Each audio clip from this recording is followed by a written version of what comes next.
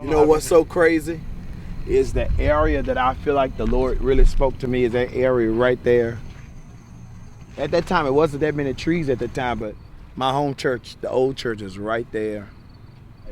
I don't know if I was singing and got stirred up, but I just remember just stopping and getting apprehended.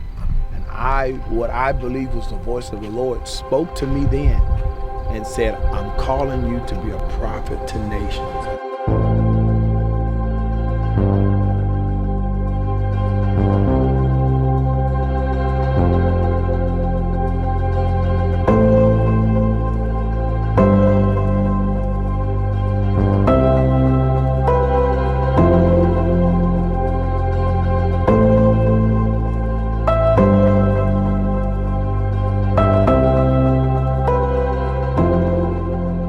My name is Chante Younger. My name is French, but I was born not in France, in a small town, a one stoplight town in the heart of Virginia called Gretna, Virginia. Ain't no big thing, but it's growing. And what do I do for a living? I do people. I do ministry for a living.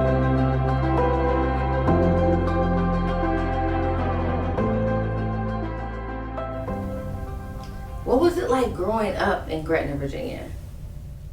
Growing up in Gretna, I will say my family, especially in the early years, we were poor, but I didn't really know it. There were times where we lived with my grandparents, and so I had the blessed opportunity to be in a house with 3 generations with my great-grandparents, my grandparents, and my mother. And there were times that we lived with my aunts, but then we did live by ourselves for a long period of time. And my father wasn't in my life in my earlier years. He had went off into the military. Being in the military, he married someone else other than my mother, although he had been engaged to my mother. Although I knew of him, he was a mystery to me. But God raised up other men in my life growing up. I had a grandfather who I called my papa. But then I have people like Elder Stedman Payne, who was a school teacher who took me in and allowed me to call him dad. And I would stay with him and his family on the weekends. They would take me on trips with them. But I definitely missed the presence of my father. I always say that God will never leave you without a witness. You know, where there's a void, where there's a space, you know, God is that space filler. But he uses people. As a matter of fact, when I was born, my mother was discouraged because my father wasn't there. And so what she did, as soon as she went back to the church, she put me in the hands of the pastor and says, I just want to dedicate him to God because I did not plan to raise a son by myself. My name is Diane Younger. I'm from Gretna, Virginia. When I got pregnant with Bishop Younger, I was 23 years old. I was a single mother and I didn't really understand a lot of things, you know, but I knew he was different. I called his godmother to come up to the house to let's anoint his room and pray for him because I told her that, you know, I feel like he was possessed, you know, with a devil or demon or something. And she came and she talked to me and she told me that he wasn't possessed. He was just anointed. Right there. And I never seen him up there playing basketball. He was always having church. So he grew up in it. Mother Marie Younger said that he wouldn't let the kids play games because he made them have church. That's right. Diane came to me one time wanting me to pray for him because she didn't know what was wrong with him. He wouldn't go outside and play. And what happened? God had his hands on him. Ah, glory. Hey. Yeah, had his hands on him. She thought he was possessed by a devil? Yeah. And you came over and you saw, you was like, no. No, I told him nothing wrong with him. God had his hands on him. My godmother, Mother Frances Hall, spoke over my life. And now I'm 18, I'm an adult, so I'm sober. I have some sort of intellectual fortitude, so I understand what is being said. And my godmother says to me, she says, I don't know if you will ever pastor. She said, but I see you traveling all over this world, north, south, east, and west. She says, you're gonna be traveling so much. I can see that before you get out of one suitcase, you're gonna have to take up another suitcase. Years have gone by since I was 18 years old. But I had a trip one time. I was preaching in Cape Town, South Africa. And the next day after my trip, I needed to go to Brasilia, Brazil. And my pastor was gonna go with me. And because Bishop Hall had never been to Brazil, I needed to come back from South Africa and meet him, to fly with him to Brazil. I flew from Cape Town, South Africa, after being there for a week, and flew to Washington, D.C. to meet my pastor, Bishop Hall. And when I got there, one of the brothers from our church walked up to me and says, "Pastor, here's your suitcase with your fresh clothes. Let me take your old suitcase." And when that happened, it brought right back to my mind what God said to me at 15, "I call you to be a prophet to nations." And what God used my godmother to say to me at 18, that before you can get out of one suitcase, you'll be picking up another. I would be in the bed sleep at night and think he was asleep, and he would be up playing church. And he had a church under his bed with a cardboard with hair rollers and anything that you could name taped on it. And I would say, "What is this?" And he said, "These is my choir, these my diggins, these are my preachers." And he would have church all by himself, on up into the wee hours of the night. And even coming up as a child, his only punishment that I could give him was, "You're not going to church tonight." I grew up in a church called the Greater Canaan Land Church. It was a holiness church in my small town. I don't ever remember joining that church because I was actually born into that church with Bishop Raymond Bennett. It was fiery, it was passionate. We went to church all the time. And so I grew up in an incubator of faith, prayer meetings. And so my Christian experience was really cradled in that small town, in that community, and in that church.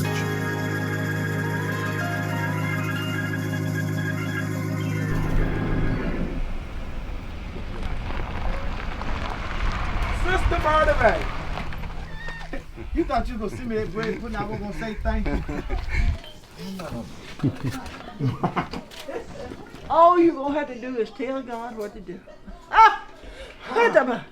After you serve, you're just gonna tell God what to do. They said Sister Barnabas lifted up her hand and she praised God as they took his body out the house. I went to the funeral because I was like, "Lord, how's Sister Barnabas doing?" When they brought the family down the aisle, a man she had been married to for decades, they brought his body down the aisle. She came with her hands lifted up, praising God. And when she danced at the funeral, I came out the pulpit and I danced with her. And it was some time after I said, "We better go by and check on Sister Barnabas, because she might have been hyped at that moment, but how's she doing now?" We stopped here and left the car running. We walked in here, me, Walter, and Sister Ebony Mayo. And Walter and Ebony and Sister Barnabas, we all spoke in tongues for 40 minutes before we ever spoke in English. The Holy Ghost met us at the door. You remember that, Sister Barnabas? And Sister Barnabas said, "People were waiting for me to break down, but I already got a breakthrough." Oh, we have church anyway. Anywhere this little fellow used to be, it was church. I didn't care where we were. We didn't matter, did it? Here, anywhere. Come on at us. We make our own church, and other people just come around. That's right. They would come around, but they still didn't get what we was getting. He said, "Sister Barnabas said, one day I'm going to be like you." I said, "Son, you don't stop at Sister Barnabas. Hallelujah. Go higher than Sister Barnabas." Look what God did. I was probably a strange kid. I was a church kid, you know. I was old, so probably at 10 years old, I was acting like a 50-year-old man, because that's who I was allowed to be around, was the older people. I was that kid that always was sitting on the front porch with the older people so I could hear the conversations, you know. I grew up with my grandmother and my grandfather riding the pickup truck. And I used to travel around with my godmother, Mother Frances Hall. And she used to take us around the churches and sing. And so Saturdays were yard sales and flea markets. School, I went to school and I was wearing church shoes and jeans, back then. But I loved God. Church was everything to me. God was everything to me. So even when we would play games like kickball and stuff growing up, there was always a prerequisite because I was the head of my cousins and I was the leader of the kids in the community. So I would be like, no, we got to have church first. So if we have church first, if everybody play church, then we can play kickball. My name is Allison Wrights, and I'm from Gretna, Virginia. Bishop Younger, not only is he my pastor, our friendship goes back to the year of 1995 when we first met in school, and then from there, of course, throughout ministry. We went to Gretna High School in Gretna, Virginia. Going to school with Bishop Younger was fun. We really didn't have any classes together. However, he was the type of person that everyone knew Shante Younger at that time. Shekinah was, back when it first started, it was almost like a mentoring program for the younger students or the younger kids that were in the area. So what we did was we went and he would pick them up and he would bring them to his grandmother's building that she had. And there we would do like after school programming with them. And then eventually Shekinah turned into a ministry. What was it like going to high school with Bishop Younger? I met him at that transition from the little church boy to high school popularity. He became the choir director. And at that time, we had the largest high school gospel choir in the state. We had 143 voices. We raised money. We did a concert at Disney World, Universal Studios in Orlando, Florida. So that was a really big deal, for our small town. We were on the news. Being a church kid in high school actually turned for me, and it gave me some level of popularity. And everybody went to the choir rehearsals because it was pure comedy. He would go after people if they did not get their note right, and it would be joke. He would be like, who is that sounding so horrible? In the middle of the rehearsal, he was like, who is that? Who is that? And then he would break it down and make everybody sing their part, and he would be like, it's you, it's you. You over here, get with her, and don't let her come back till she get her note. There was started to be this influx of people from all parts of high school. It became the athletes.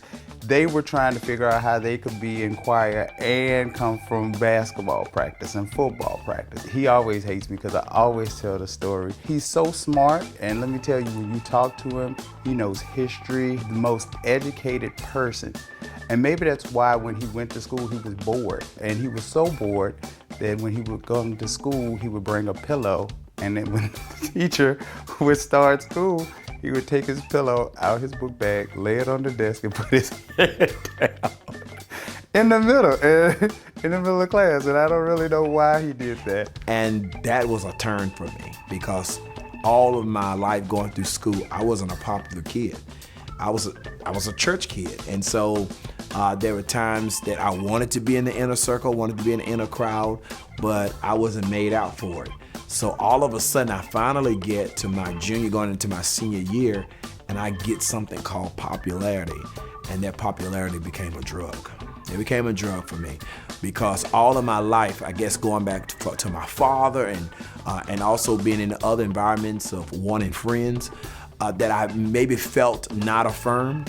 So that time I got affirmed, I made some really bad choices. So then, my senior year of high school, I actually failed. I actually failed in my senior year.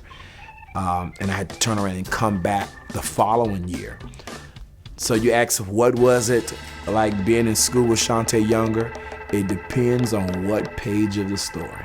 After we graduated high school, he kept the choir going, and it went under the new title as the Shekinah Outreach Ministries of Evangelism. I've always felt like he was the next T.D. Jakes, the next,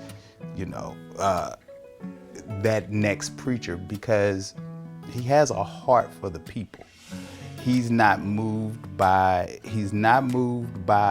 people being famous, I always tell this story because it's such an inspiring story to me. I'll never forget when we were young and he was preaching and teaching. And we got the opportunity to open up for Jesse Jackson. They had wanted us to come sing for Jesse Jackson in North Carolina A&T. And we had another event at some small church far off. I don't even know where it was, somewhere in Virginia somewhere. And I remember he said, hey y'all, we got a call to go to sing for Jesse Jackson, but we're not gonna go. And I'm like, why are we not going to sing for Jesse Jackson? Like, this is our moment, let's go. He was like, no, we have to stick to our commitments and what God has given us to do. If it was for us to do, we would have gotten that call first. And he said, there will be other opportunities. And that has stuck with me forever, that you don't move, you stick to your commitments. No matter how big the other opportunities look, sometimes you have to just stick with, where God has placed you, and you don't get moved by that. I got a job at a radio station in Chatham, Virginia. It was called WKBY, Inspirational 1080. This radio station in Chatham was owned by Bishop William L. Bonner out of New York. And he had bought this station and made it a gospel station. And so I was almost like in an apprenticeship because I didn't have a license to be a radio announcer. But I was being a radio DJ because I knew gospel music. And so I did that for a little while, and I had to make a decision. The radio station hours were not enough to take care of my needs and wasn't enough to support my life. And at that time, who's now my pastor, Bishop Hall, was starting a church in Martinsville, Virginia. And I made that leap of faith to move to Martinsville to be with him as he planted his church called Reach Out Apostolic Tabernacle. My name is Lorenzo Hall. I live in Martinsville, Virginia. I've lived here for 51 years. I've been married to my wife, Lois, for 50 of those years. Well, the story goes back a long way. We knew one another, or I knew Bishop's grandparents. His mother and her sisters were good friends to my sisters and my younger brothers. And our parents were friends, and they have been friends for years. We lived in the same community, walk over to one another's house, and because both of us had large families, we sort of connected together, and it just drew us closer and closer down through the years, and the relationship is still there. Bishop Younger came to Martinsville, I think he was 18 or 19 years old, and he became a part of our ministry 1997. He began as our minister of music, and he really brought a lot of inspiration to Reach Out. I first met Bishop Younger as a teenager at Reach Out Apostolic Tabernacle. I was probably about 13 years old. He was actually my youth pastor. And think about it, I had joined the choir, had not even joined the church yet. And guess who our minister of music was? Bishop Younger. At that time, he was Brother Shante. And so he played the organ, and I literally joined the Reach Out Apostolic Church from the choir stand.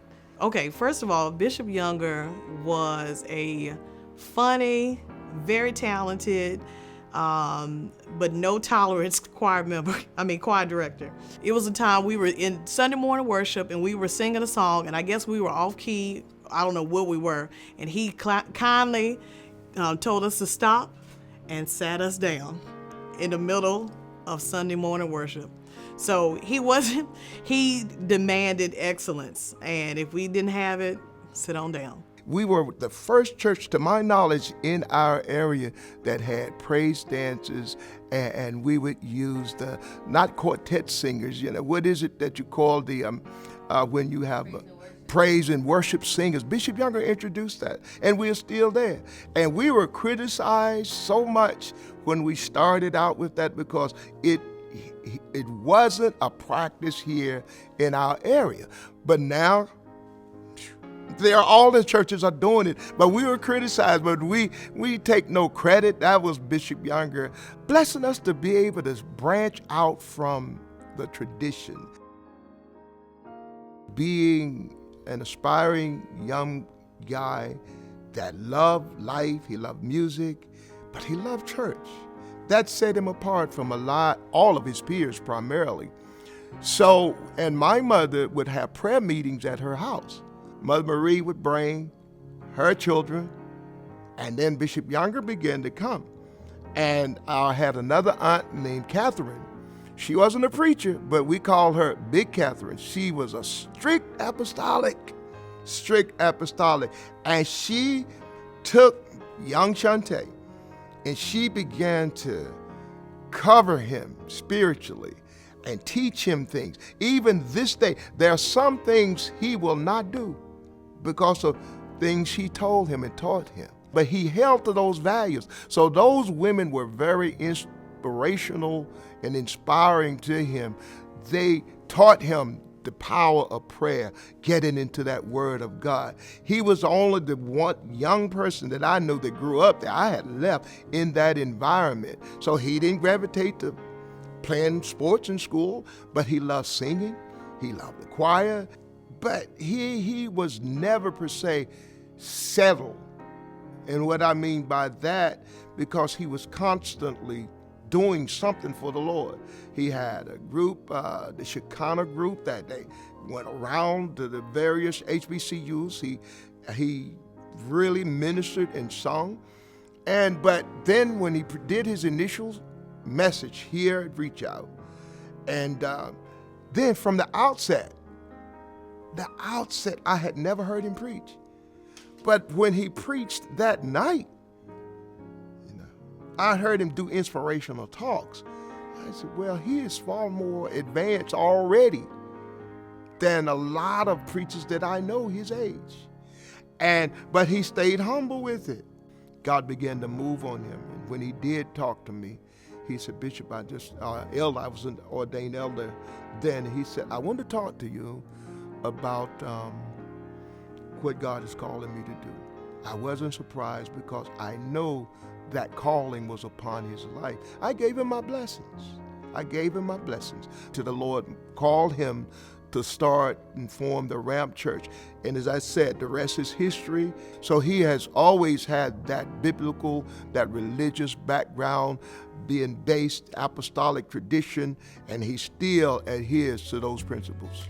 After serving at Reach Out for many years at my home church, I wanted to go to school. I still had this desire to go to college, maybe to attempt to be normal for one time in my life. I felt like my whole youth had been given into church and ministry, so I wanted to go off to college to create some sort of normality and to be a school teacher.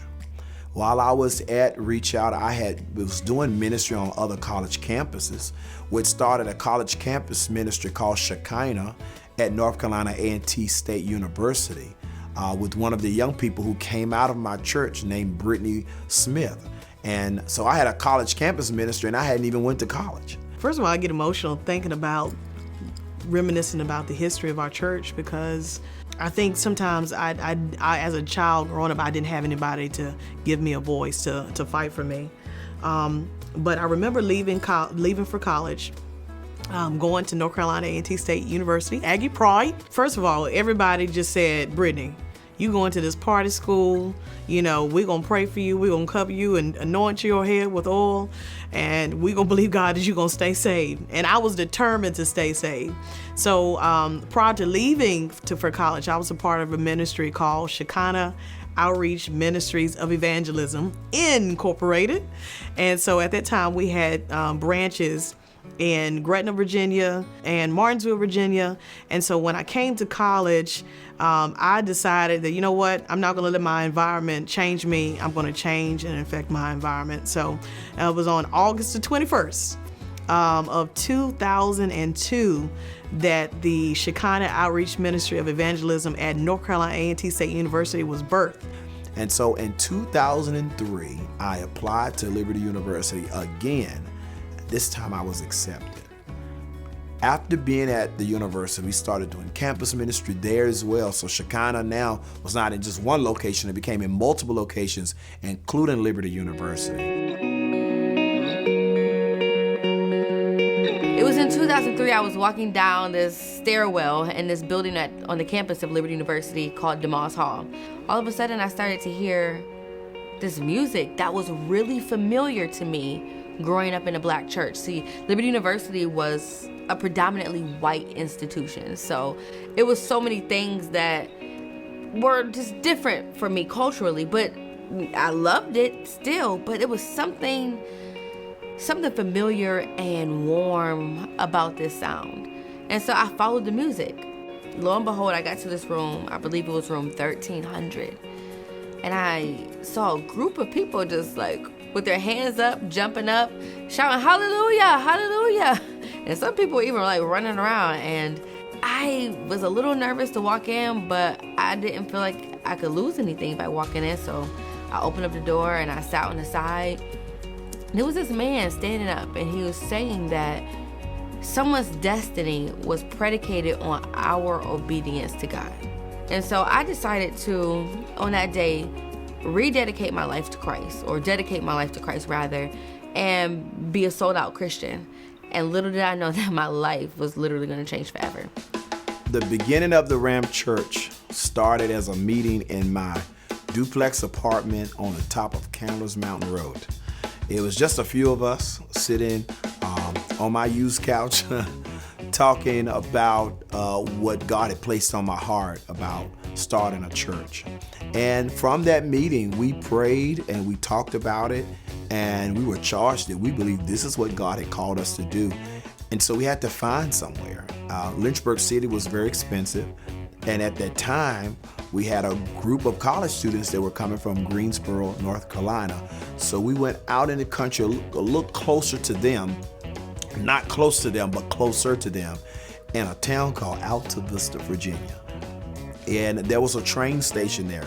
It was a historic train station that people used for small meetings.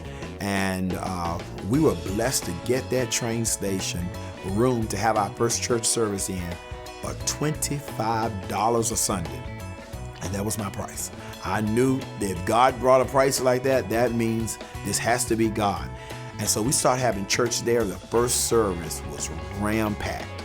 And God met us there. It was such a move of God.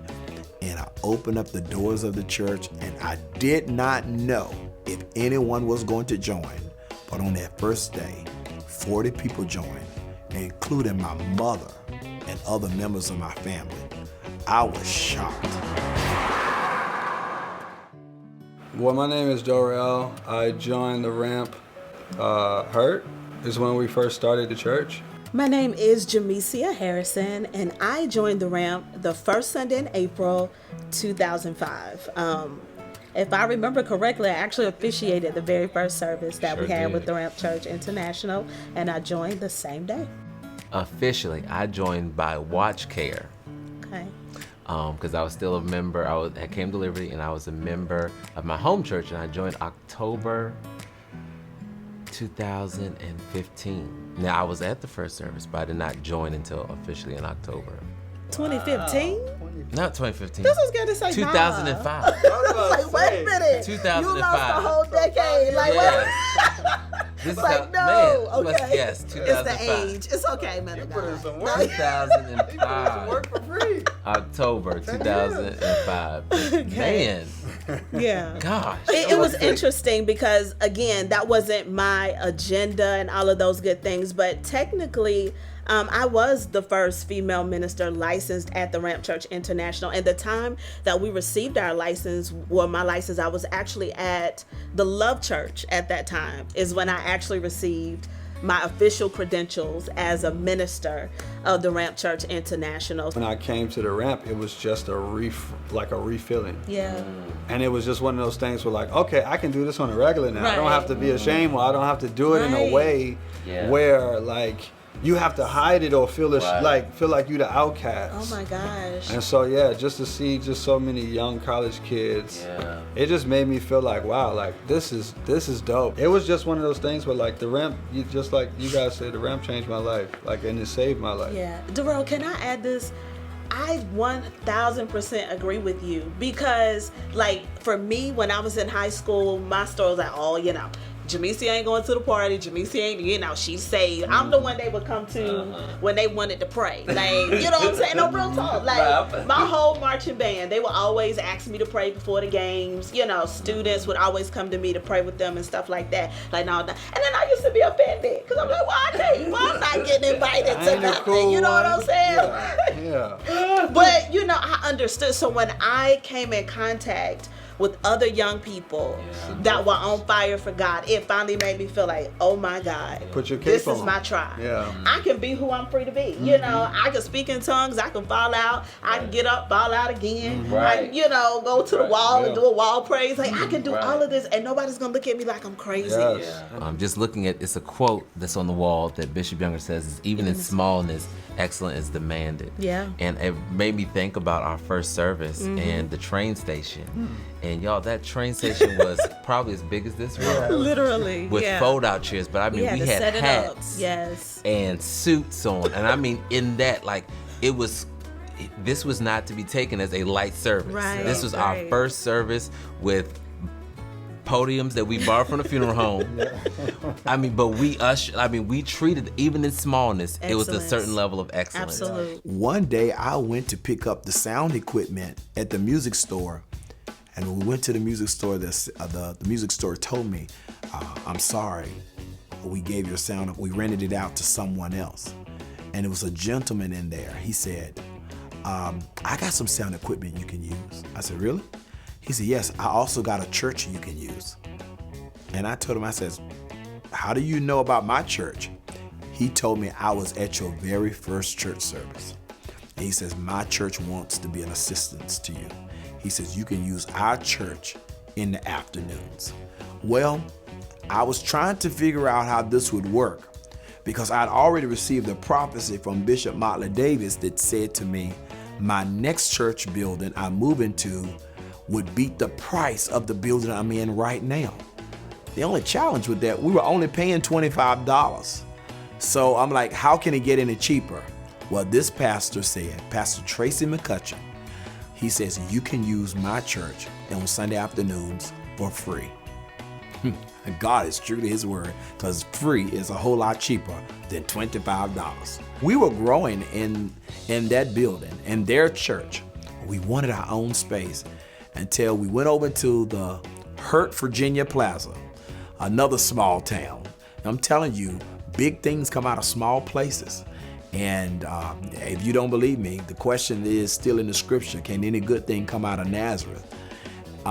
We were looking at a building, and it was called the Hurt Plaza, and it was a vacant space, and it was the ABC store. It was the alcoholic beverage company, where you could buy all the liquor you want. But the place had closed down and moved in another location, and it was a little small building. And I wanted the space to start our church, and I was looking at how we could lay it out. But right before we signed for that building, there was another larger building next door to it that had been a furniture company and an arcade. That building became available, and that was double the size, and we got the double the space for the same price. I mean, it's God's favor. God's favor had been on us everywhere we went. And so we got in there. This was our first home. We were ripping up the old carpet, and we were putting down gold house carpet. I remember my mother saying, why are we putting all this carpet in this church? Because I told my mother, even in smallness, excellence is demanded. We began to set our church up, and God met us in that building. We treated that building like it was our very own cathedral. As a matter of fact, we called it the Storefront Cathedral. One of the most memorable moments at the Hurt Plaza, and I'm sure this is going to be the consensus across the board, is we used to have this thing called the sidewalk praise. So, you know, the spirit would be moving with the church services bumping, and it couldn't contain it. And so we would all run out the church, bust the doors open, we get on the sidewalk. Now mind you, this is a plaza. There's a Family Dollar next door, there's a little Asian Japanese restaurant next door, So there are people that are coming through here, and the church music would be playing, and everybody be like, you know, run outside and give God a sidewalk praise. And we literally, all of us, it's a bunch of us out there on the sidewalk just praising God, dancing on the sidewalk. But you know what? It was those crazy faith moments that I believe, and to this day, that I thank God for, that I feel like sort of opened up the doors. But God says, the Bible says, God will take the foolish thing to confound the wise. So I remember us knowing that we had outgrown the storefront cathedral. I mean, we'd outgrown it. We had these pews that were breaking with the weight of people. We had added an overflow section, and our overflow section was beautiful white lawn chairs that we had bought from the Family Dollar store next door. And we knew that our time there was coming to an end. And so we were really praying about where to go next. I was trying to make something happen. I was looking at building after building after building after building. I mean, there were times I was at night looking at buildings. Well, finally, one day I was leaving campus and I saw a building across from Liberty University, right there adjacent to the university. And it said, for sale or lease. And I happened to be on the phone with our church administrator at the time. Her name is Kelly Galloway. And I told her, I said, she asked me what had I been doing. I told her, well, just looking for buildings. And I said, I saw a building by Liberty, but I know we can't afford it. She said, oh, where's it at? I said, it's across the street from Hardis, right across from the university. She said, oh, you should go look at it. I was like, no, I'm not wasting my time.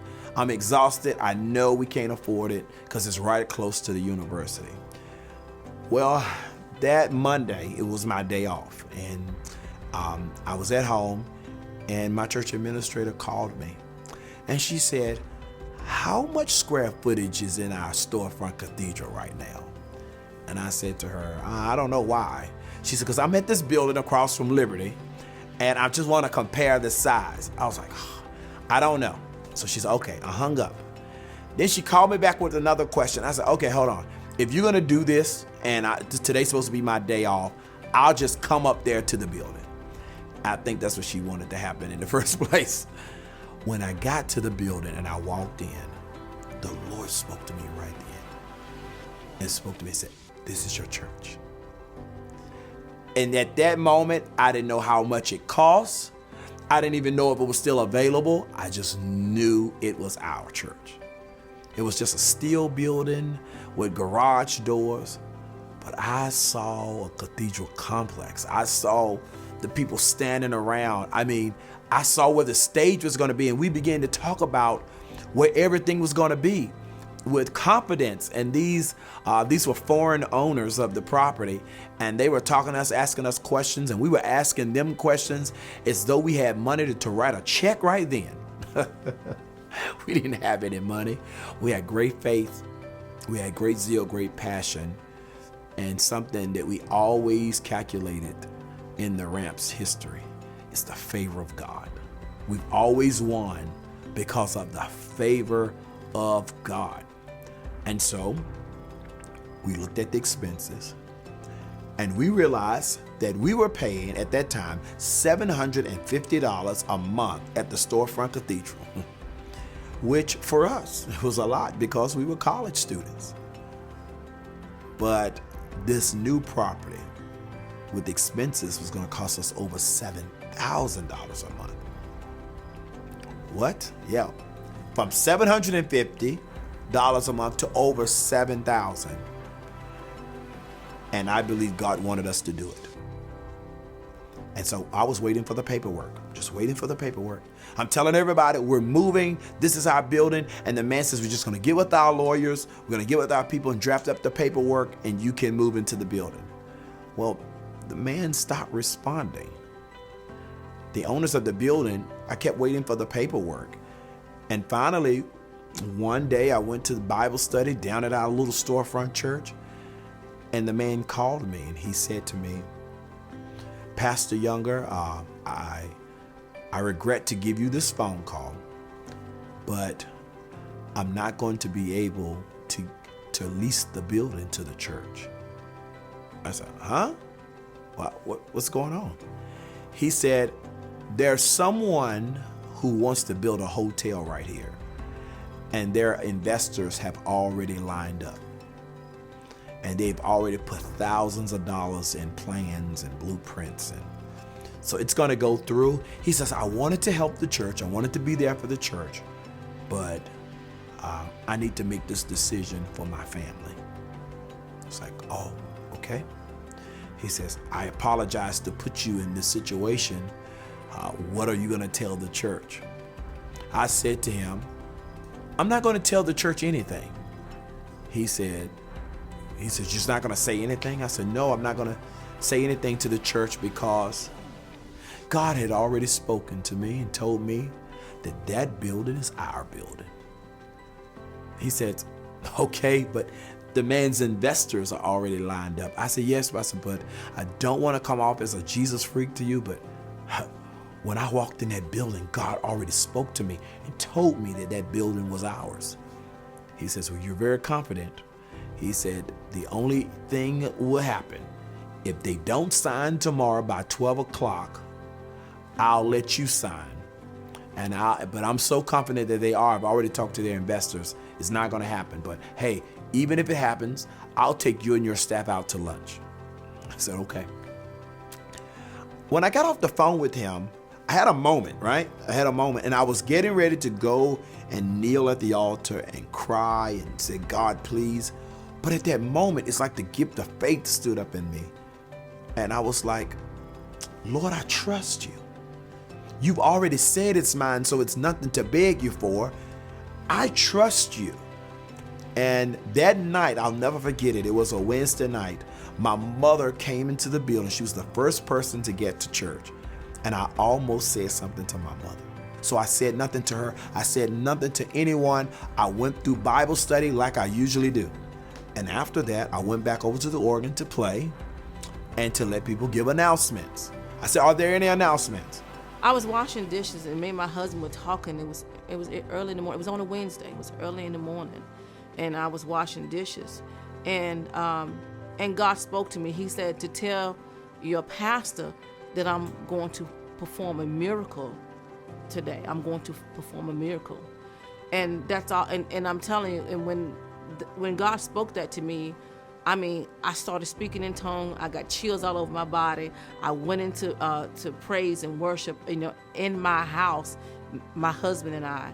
And it was just unbelievable. I mean, how the Spirit of God just moved. And I knew that this was God because of the feeling that I always get when God moves on me. And then we prepared to go to Bible study that night. And we were praising and worship like we always do. And Bishop was getting ready to close out. He's with us. Is there anybody that has anything? And I said, and I just stood up like a jack in the box, just jumped up. And I said, Bishop, Pastor, he was a pastor. And I said, Pastor Younger, God told me to tell you that he was going to give you a miracle. I mean, not knowing. And then when I said that, oh my goodness. Wow. Out of all of these years, I tell that story. It still hits me right here when I tell it. How the God of the universe would be so intentional about me and about the call that's on my life that he would tap on the shoulder of a woman washing dishes and send a message to me that he heard me when I prayed. Not by chance, not by coincidence. No one knew. And so when that happened, I jumped off the organ and I took off running around the church in our Pentecostal Apostolic Expression. And you know what they did? They ran with me, because that's what we did. We've been doing that all of the life of the Ramp Church. We dance together, we run together, we cry together. We do it better when we do it together. So after church, I took just a few of them, a few people that were leaders of the church, to come into my office. I said, I have something to tell you. I didn't want to say it, but they said that they have changed their mind about leasing the property to us. I said, but the investors have to sign by tomorrow, and I need you all to do me a favor. Meet me there tomorrow at 12 o'clock. You know, the Bible said in 2 Chronicles chapter 20 that they didn't have to fight the battle. but they did have to show up. So the next day we showed up. We went to that building and we got to the front desk and the lady says, "How can I help you?" I said, "We want to see the owner. We want to talk to him." She said, "Well, he's on the phone, but you can go over to the building and I'll tell him to come talk to you when he gets off the phone." We were out in the parking lot praying, and then all of a sudden the man comes out of his office, walks across the parking lot with a folder in his hand and with his head kind of and his disposition kind of down, and he said, "I want to ask you a question." I said, "Yes, sir." He said, "Where do you want to eat lunch?" That Sunday, I went back to our church and we preached the message, "This is our last day in Hurt." Because our church was in Hurt, Virginia. So my message was tongue in cheek. This is our last day in Hurt. And we was like, we out of here. We out of here. We piled up everything on U-Hauls, vans, piled up our whole church in a U-Haul, and we moved into Lynchburg, Virginia. And after we got there, before our Sunday service that week, the city of Lynchburg shut us down.